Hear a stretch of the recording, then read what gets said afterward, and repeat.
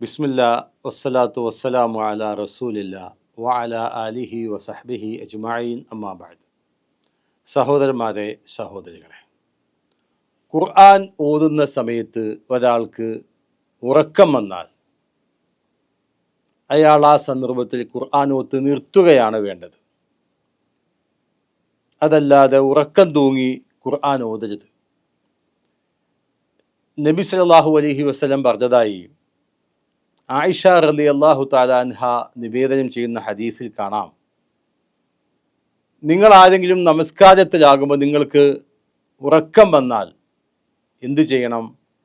അയാൾ ഉറങ്ങണം, അയാളുടെ ഉറക്കം ആ ക്ഷീണം പോകുന്നത് വരെ. കാരണം അതുപോലെ നിങ്ങളൊരാൾ നമസ്കരിച്ചാൽ ഉറക്കം തൂങ്ങി നമസ്കരിക്കരുത്.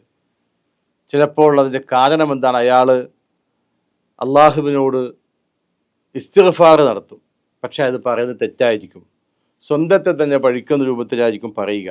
അപ്പം അങ്ങനെ എന്തു പറയുന്നു എന്നറിയാത്ത രൂപത്തിൽ ഒരാൾ പ്രാർത്ഥിക്കരുത്. അതുപോലെ തന്നെയാണ് ഖുർആനിൻ്റെ വിഷയത്തിലും.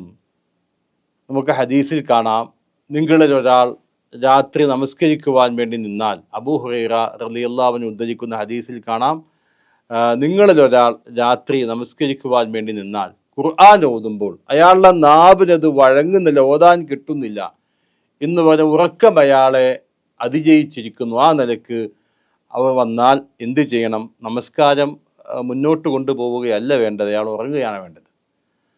അപ്പോൾ ഉറക്കം ബാധിച്ചാൽ, തൂങ്ങിയുറക്കം ഒക്കെ വന്നാൽ എന്ത് ചെയ്യണം? ഖുർആൻ ഇങ്ങനെ ചില ആളുകൾ ഇങ്ങനെ ഓതിയിട്ട് ഇങ്ങനെ തൂങ്ങണം. അങ്ങനെ ഓതാൻ പാടില്ല. ഖുർആൻ അള്ളാഹുവിൻ്റെ കലാമാണ്. അത് നല്ല ഉന്മേഷത്തോടു കൂടി ഓതേണ്ട ഒരു സംഗതിയാണ്. അതുകൊണ്ട് തന്നെ ഉറക്കം തൂങ്ങിക്കൊണ്ട് ഖുർആൻ ഓതരുത്. അപ്പോൾ അതുപോലെ തന്നെ ഇപ്പോൾ ഒരാൾ കോട്ടുവായിടുമ്പോൾ, ആവിയിടുമ്പോൾ എന്ത് ചെയ്യണം? ആ സമയത്തും അയാൾ എന്ത് ചെയ്യണം? ഖിറാഅത്ത്, ഖുർആൻ ഓത്ത് നിർത്തുകയാണ് വേണ്ടത്. അങ്ങനെ അത് ആവിയിട്ടുകൊണ്ട് ഓതുമ്പോൾ മറ്റു ചില ശബ്ദങ്ങളൊക്കെ ആയിരിക്കും പുറത്തേക്ക് വരിക. അതുകൊണ്ട് ആ സമയത്ത് ഖുർആൻ ഓത്ത് നിർത്താം. അള്ളാഹുവിൻ്റെ കലാമാണ്. അപ്പോൾ തൂങ്ങി ഉറക്കമുണ്ടാകുമ്പോൾ, ഉറക്കം ബാധിക്കുമ്പോൾ ഖുർആൻ ഓതരുത്. നമസ്കരിക്കാൻ പാടില്ല. ആളുകൾ ശരിക്കും ഉറങ്ങട്ടെ എന്നാണ് ഹദീസിലുള്ളത്. അപ്പോൾ ഈ കാര്യങ്ങളൊക്കെ നമ്മൾ ശ്രദ്ധിക്കേണ്ടതുണ്ട്. അള്ളാഹു അനുഗ്രഹിക്കുമാറാകട്ടെ. അസ്സലാമു അലൈക്കും വറഹ്മത്തുള്ളാഹി വബറകാതുഹു.